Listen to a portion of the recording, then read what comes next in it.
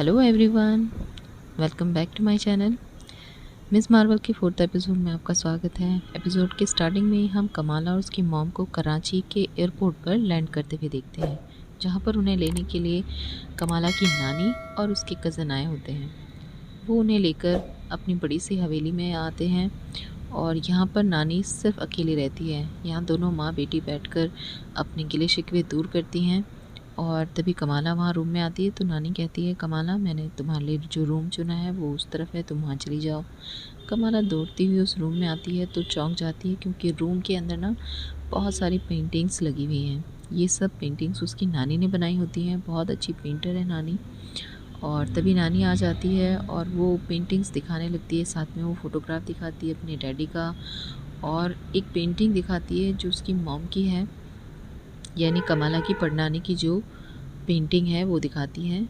और कहती हैं कि जितनी मेरी याददाश्त में थी वो मैंने ये पेंटिंग उससे तैयार की है। वो पेंटिंग देखती है जो आयशा की थी।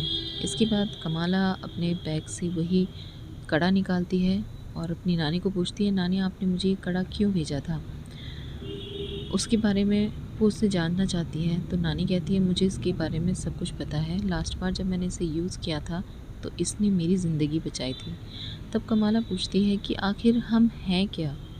तो वो कहती है, हम जिन हैं भाई, तो और तुम्हें इस चीज़ को मान लेना चाहिए। वो आपस में बातें करते हैं। नानी समझाती है कि चलो तुम जो कुछ भी ढूंढने यहाँ आई हो वो तुम्हें मिल जाएगा, और तुम फ्री माइंड होकर वो सब सर्च कर सकती हो। मैं तुम्हारी मॉम को संभाल लूँगी, वो तुम्हें कुछ नहीं कहेगी, और तुम बेफिक्र होके जो तुम करना चाहती हो ना वो तुम कर सकती हो। तब यहाँ पर कमाला रूम में आती है, अपनी नानी की फ़ोटो को देखती है। उसके बाद अपने कज़न्स के साथ बाहर घूमने के लिए निकल जाती है।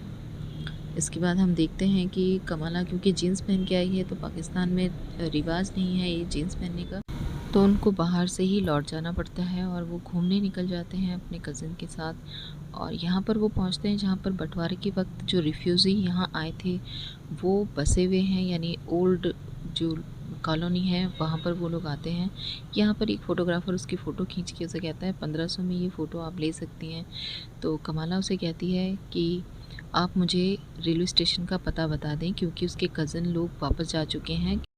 तो यहाँ पर फ़ोटोग्राफ़र उसे रेलवे स्टेशन का पता बताता है, जहाँ वो अपने आप आ जाती है। यहाँ पर वो घूमती हुई है, ढूंढती है कुछ और अपना नकाब लगा के रखती है। तभी उसे दीवार पर आंट मैन की एक पोस्टर दिखाई देता है, जहाँ पे वो खड़ी होकर देखने लगती है। तभी एक छुरा आके उस दीवार में लग जाता है और वो पीछे मुड़ के देखती है तो वहाँ पर एक रेड कलर का मास्क पहने हुए लड़का होता है, और इसका नाम करीम है। और यहाँ पर वो फ़ाइट करते हैं दोनों, और उसके बाद दोनों की बातचीत होती है, क्योंकि पीछे से पुलिस आ जाती है। तो वो लड़का कहता है, तुम्हें अगर बचना है तो मेरे साथ चलो। वो उसे लेकर एक जगह लेकर जाता है जहाँ पे वो किसी से मिलवाना चाहता है, और वो दोनों वहाँ से निकल जाते हैं तेज़ी से। अब करीम कमाला को लेकर एक ऐसी जगह जाता है, एक रेस्टोरेंट होता है। उस रेस्टोरेंट में वो दीवार को सरका के जगह बनाता है और वो अंदर दाखिल हो जाते हैं। बड़ी खुफिया सी जगह है जहाँ पे उन्हें एक दूसरा कैरेक्टर मिलता है जिनका नाम है वलीद। अब वलीद यहाँ पर कमाला को बैठकर आराम से समझाते हैं कि वो कौन हैं और वो यहाँ क्या करते हैं, यानी कि वो क्लेमेंटिस से लड़ते हैं और ख़ुद भी जिन हैं। और यहाँ पर वो नूर आयाम के बारे में बात करते हैं। नूर आयाम के बारे में उसे डिटेल में समझाते हैं कि आखिर नूर आयाम कैसे चलता है, क्या है। वो बताते हैं कि धरती पर बहुत सारे आयाम हैं, जिनमें से नूर आयाम भी एक है। वो कमाला को बताते हैं कि नूर आयाम और धरती के बीच में एक पर्दा पड़ा हुआ है। उस पर्दे को जो कड़ा कमाला ने पहना है वो बुरी तरह से चाक कर देगा, यानी ख़त्म कर देगा। तो जो नूर आयाम है वो धरती को अपने आगोश में ले लेगा और धरती पूरी तरह से बर्बाद हो जाएगी। इसीलिए वो कड़ा बहुत कीमती है और उसे बचा कर रखना बहुत ज़रूरी है। यहाँ पर वलीद जब आयशा के बारे में बात करता है तो नूर आयाम आयशा का आयाम है कहकर बताता है, जबकि क्लेमेंटिस जो हैं उनको वो एज अ विलेन रिप्रेजेंट करता है। तो इसके बारे में पूरी जानकारी होती है। और उसी वक्त कमाला अपना कड़ा निकालती है तो वलीद की नज़र उस पर पड़ती है। तो कमाला कहती है, इस पर क्या लिखा है? वलीद उसे पढ़ के बताता है, अरे इस पे लिखा है कि तुम्हें जो चाहिए वो तुम्हें ढूंढ लेगा। इसके बाद हम कमाला को अपनी पावर को यूज़ करते हुए देखते हैं और हम देखते हैं कि कमाला उसी नूर की ताकत से अपने ऊपर एक पूरी शील्ड बना सकती है जो उसे किसी भी चीज़ से बचा सकती है।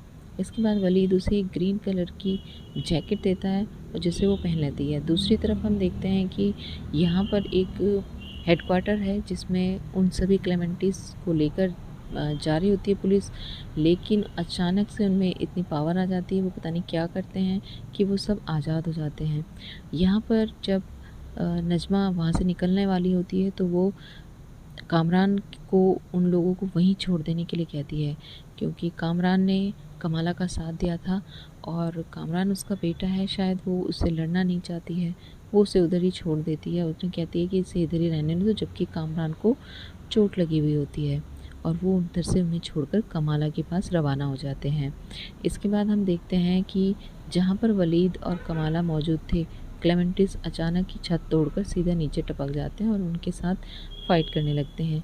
यहाँ पर वलीद और करीम कमाला को बचाते हैं और भाग निकलते हैं वहाँ से।